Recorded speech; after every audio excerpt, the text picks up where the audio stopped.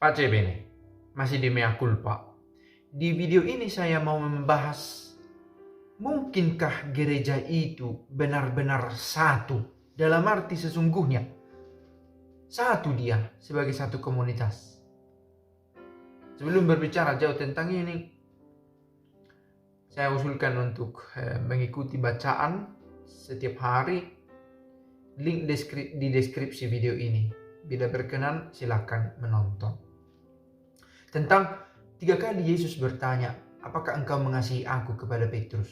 Ada muatan di pertanyaan itu yang kita tidak temukan dalam bahasa Indonesia. Setelah diterjemahkan hilang artinya, isinya. Beberapa hal penting. Nah, apa itu bisa dilihat di sana. Nah, mungkinkah gereja itu satu? In senso reale, dalam rasa asli, sesungguhnya. Karena gini, faktanya orang akhirnya mencoba mengerti, kesatuan yang dimaksudkan Yesus itu kan dalam dua-duanya ya satu hati kita, jangan berantam begitu.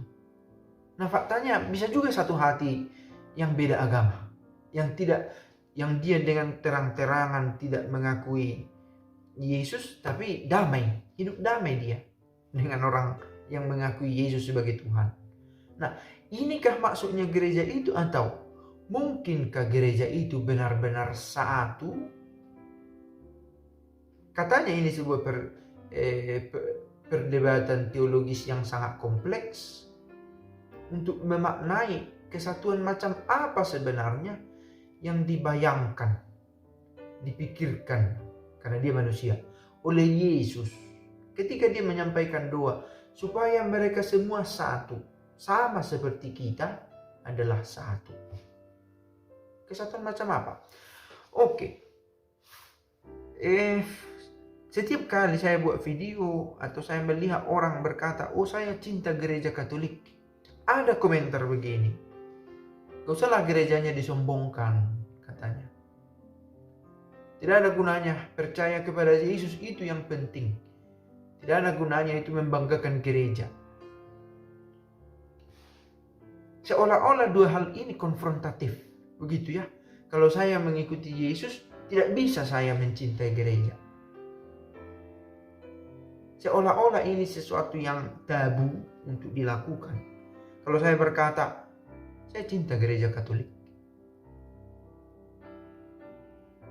seolah-olah harus mendua hati ini. Ketika saya berkata saya cinta gereja Katolik, tetapi di waktu yang sama saya mengakui Yesus sebagai Tuhan saya.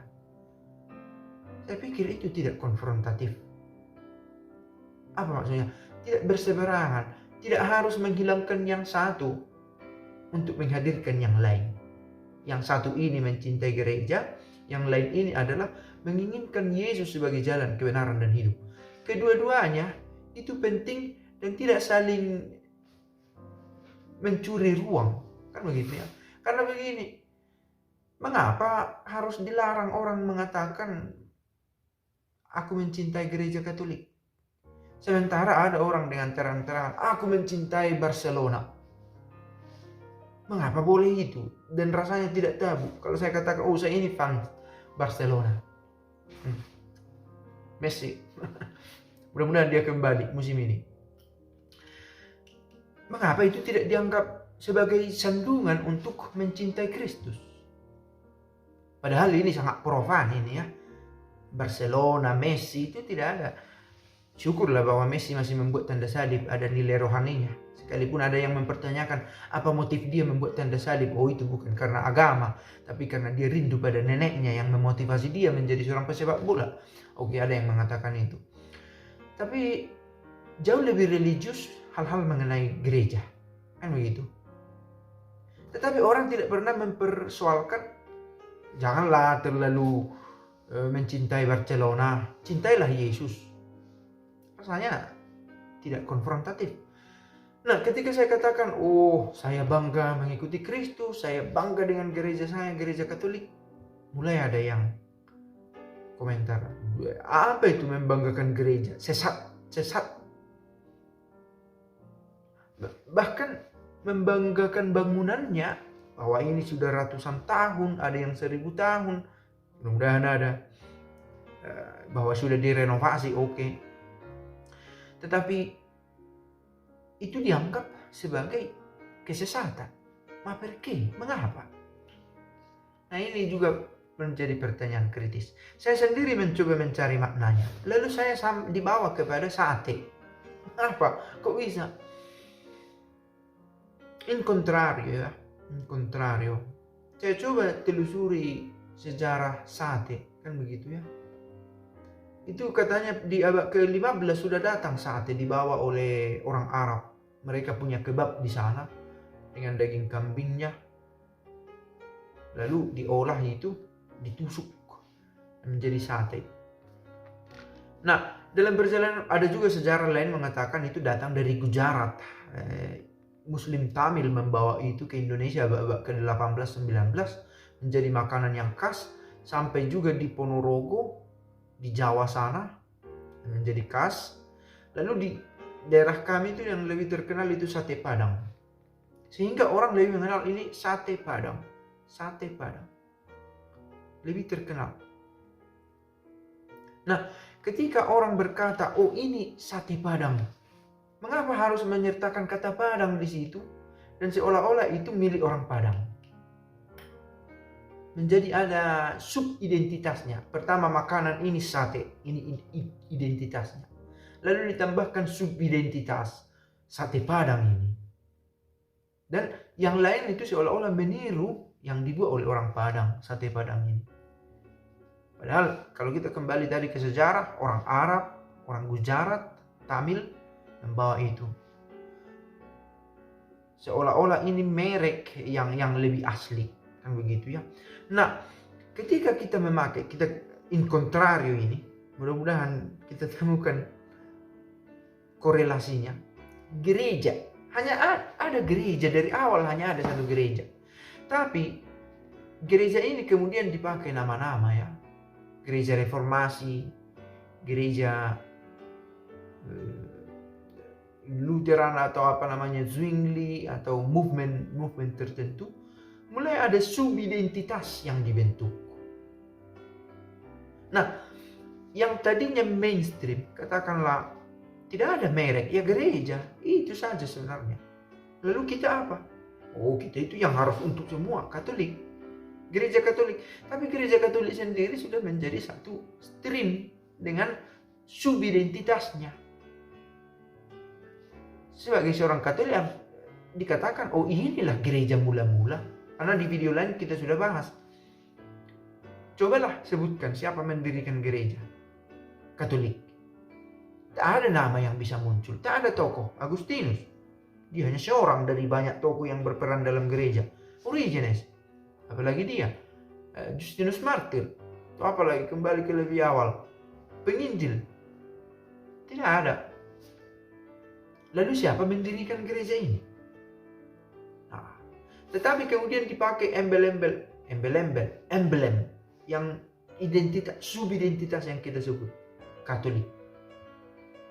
Menjadi seperti satu dari yang lain yang adalah sama. Oh ini Katolik, oh itu Protestan. Oh ini Protestan ini pun ada yang tidak terima. Jangan sebut Protestan, terlalu mengeneralisir katanya. Oke, oh ini reformasi ini.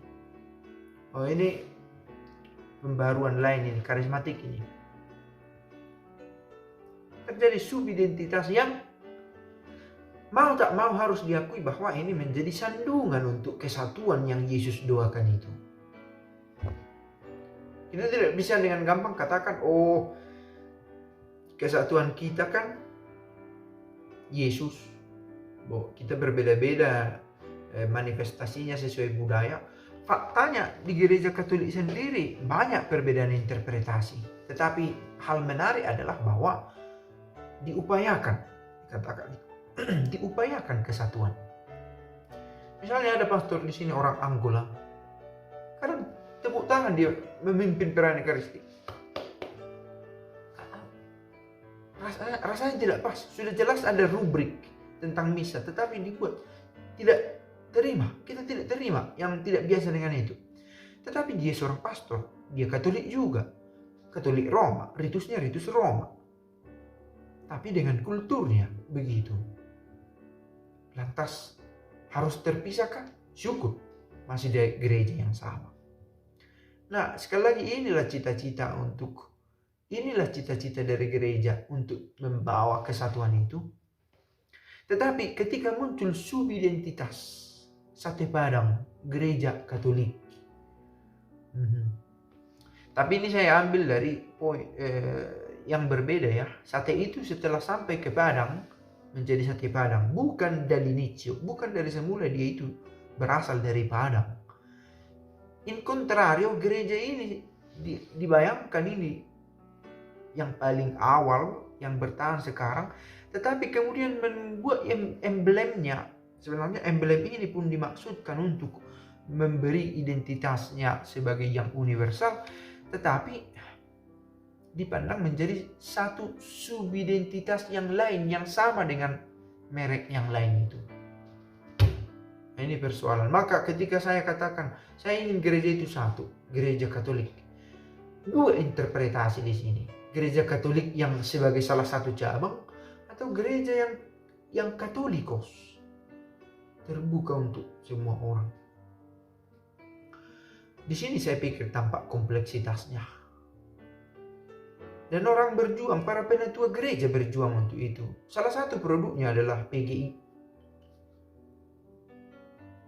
Nah, tentang ini menarik juga, mengapa harus ada PGI sementara ada satu rumah yang adalah Katolik.